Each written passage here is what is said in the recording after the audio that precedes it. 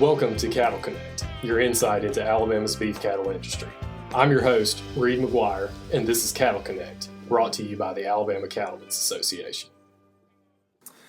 Hello, cattlemen, and welcome to this week's edition of the Cattle Connect podcast. The fall is quickly approaching, which means it's a busy time of year around your operations with things like calving, winter grazing, and even harvest for our row crop folks. It's also bull sale season here in Alabama, so who better to help you make sense of all those catalogs you're going to get in the mail than Michelle Elmore, Associate Extension Professor and Director of Alabama Beef Cattle Improvement Association. Welcome, Michelle. So tell us a little bit about your background and your current role. Thanks, Reid, and thanks to Alabama Cattlemen's Association for inviting me to talk to you today. I was born into the cattle industry and raised on a registered and commercial operation in East Central Mississippi. And through that experience, I developed a very strong interest in cattle production. So I followed in my family's footsteps to Mississippi State University to earn a bachelor's degree in animal science and stayed there to get a master's degree in beef reproduction.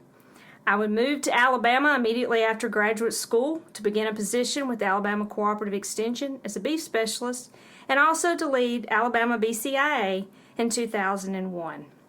So today I serve as the Beef Cattle Extension Specialist within Alabama Extension and the Auburn Animal Sciences Department, and as a statewide coordinator for Alabama BCIA, which is a nonprofit organization allied with Extension.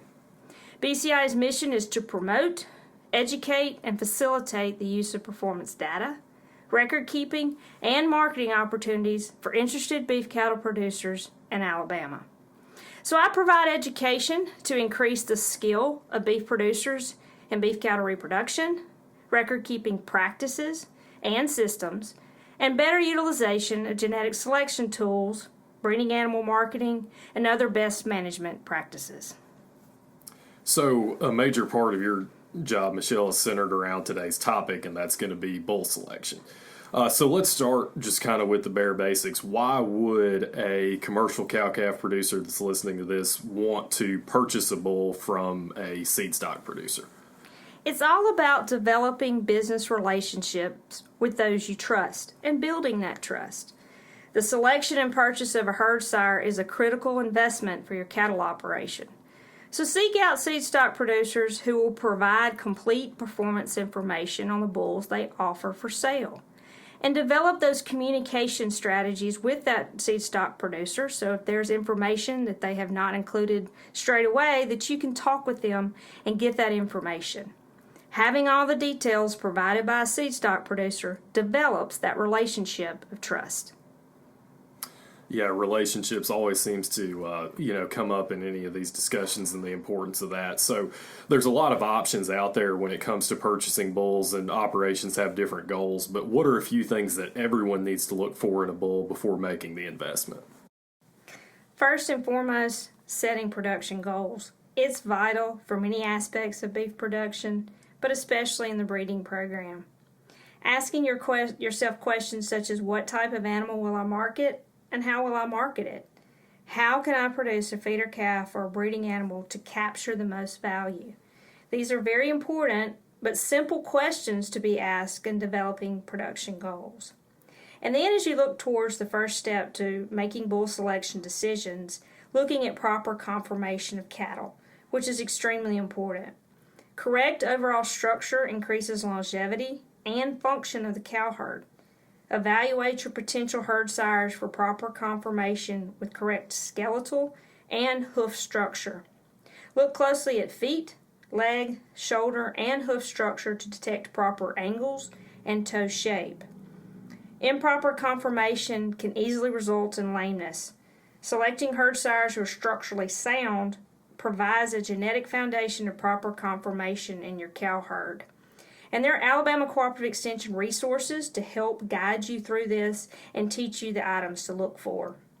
The next thing to absolutely do not neglect to do is looking toward a breeding soundness exam or a BSC, ensuring that one has been performed on a bull before you purchase them, but also performing BSCs on all the bulls you currently already own. A BSC is a uniform method of assessing a bull's ability to breed and establish pregnancy in an appropriate number of open, healthy cycling cows and heifers within a defined breeding season.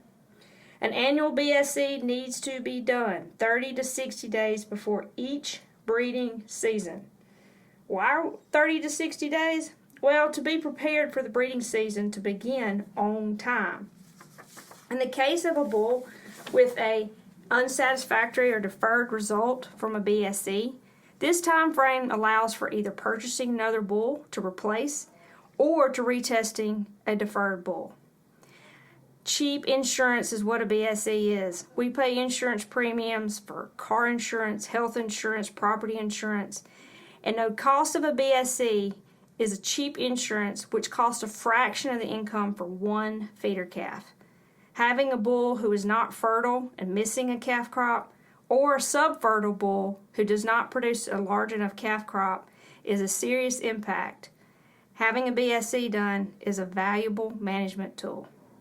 Yeah, so we know that purchasing a bull is a really major investment, and it seems like an obvious question that you don't hear discussed as much as you would think. How are we going to decide how much to spend on a bull, and then how many bulls do we need? Well, first looking at how many bulls you need. Planning for your breeding season should indeed look at, how many do I need to successfully breed our cows and heifers. So to determine how many bulls that are required, it depends on the age of the bulls that you have or you're purchasing, and of course the total number you're breeding females.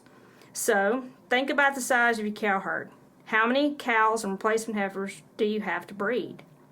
And then looking at the age of the bull, for example, younger bulls that are 15 to 18 months of age, or what we call long yearlings, which is a common market age, the recommendation would be for a ratio of 1 bull to 12 to 18 breeding females.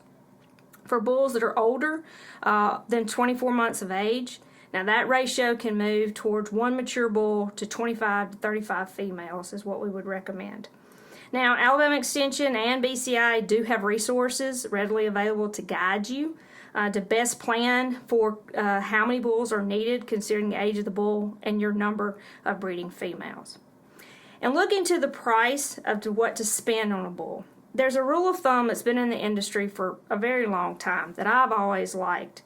And it's looking at the total value of 5 steers from your marketing system of what to spend on a bull.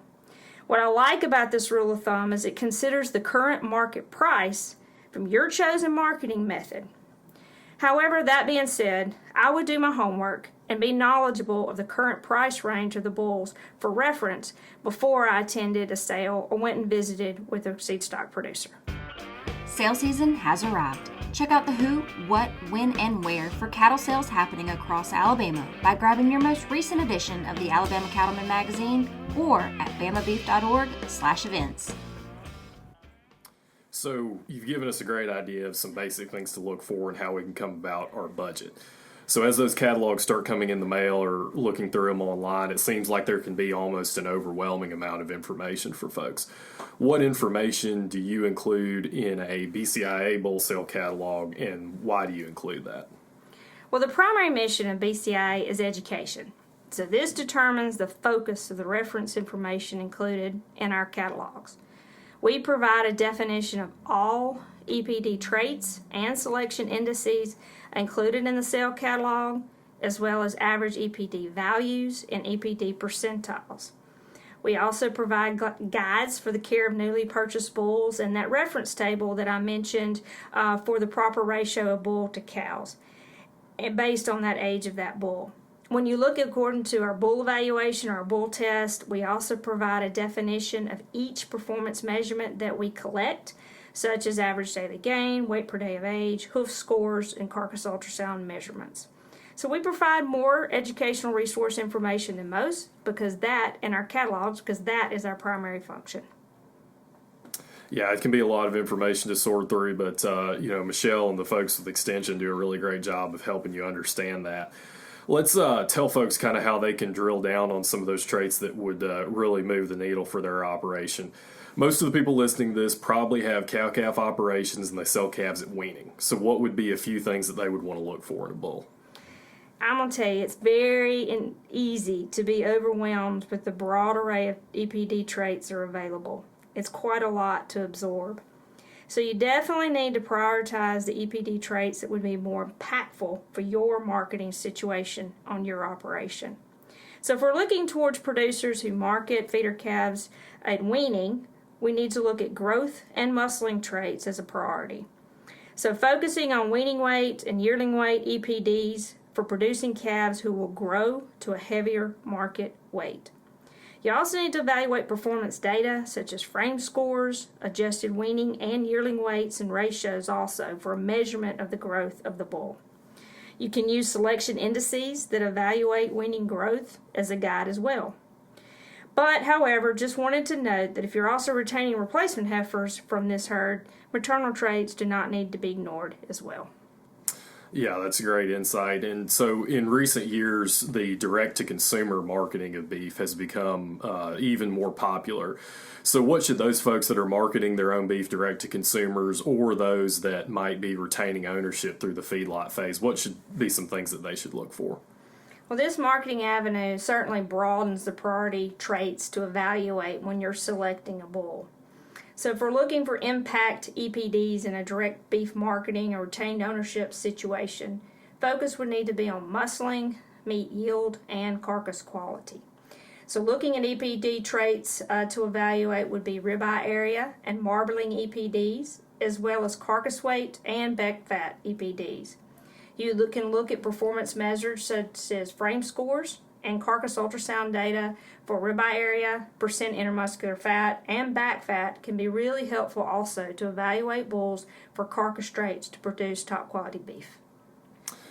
Yeah, well, thanks for that. There's definitely a lot that you got to keep in mind and balance, and so hopefully this will help get us in a direction where we can better understand how to balance all those different traits. But so now we've hopefully been able to purchase a bull that fits our needs, and we've got him home. So tell us when we need to turn him out, for how long, and how do we keep him in good shape so we can get as many of our cows bred as possible.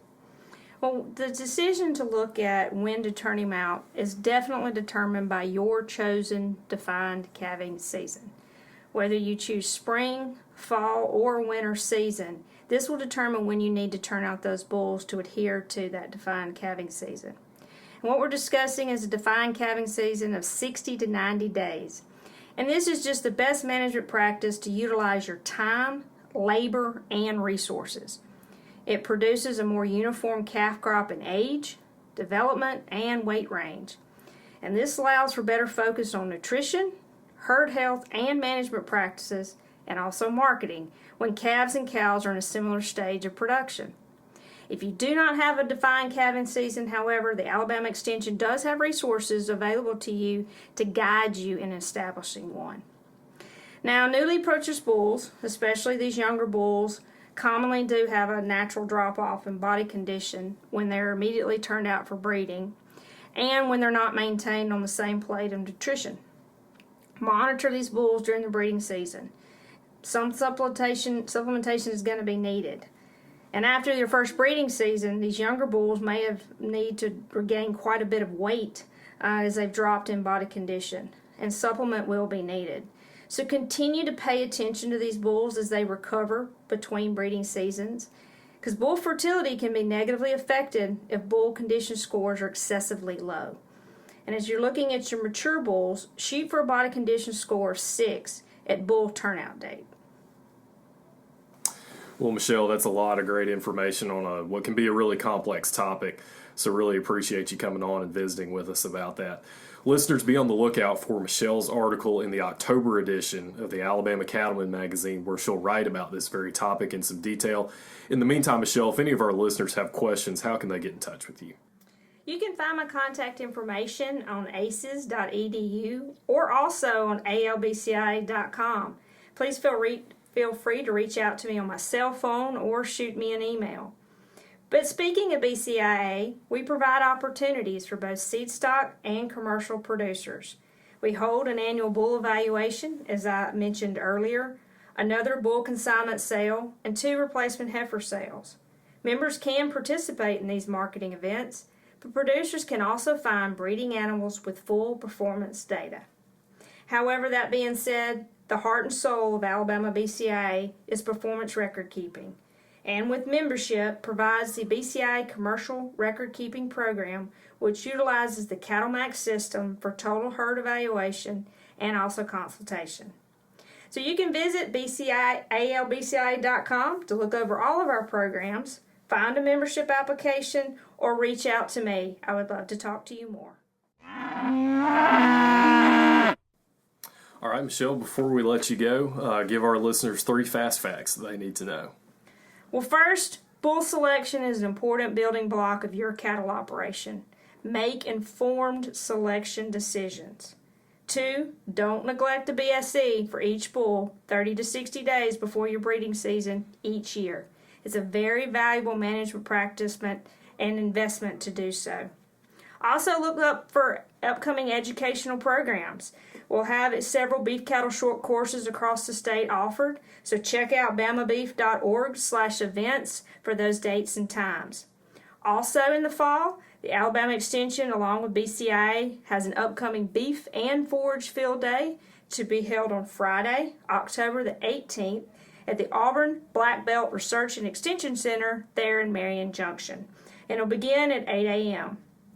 We'll be discussing grazing management, weed control options, forage variety selections, wildlife issues, and a bit more on bull selection. Please register at aces.edu, or you're welcome to give me or Josh Elmore a call. Well, folks, thanks for tuning in to this episode of Cattle Connect, brought to you by the Alabama Cattlemen's Association. Be sure to subscribe to get notified when our next episode goes live. And until next time, remember, beef, it's what's for dinner.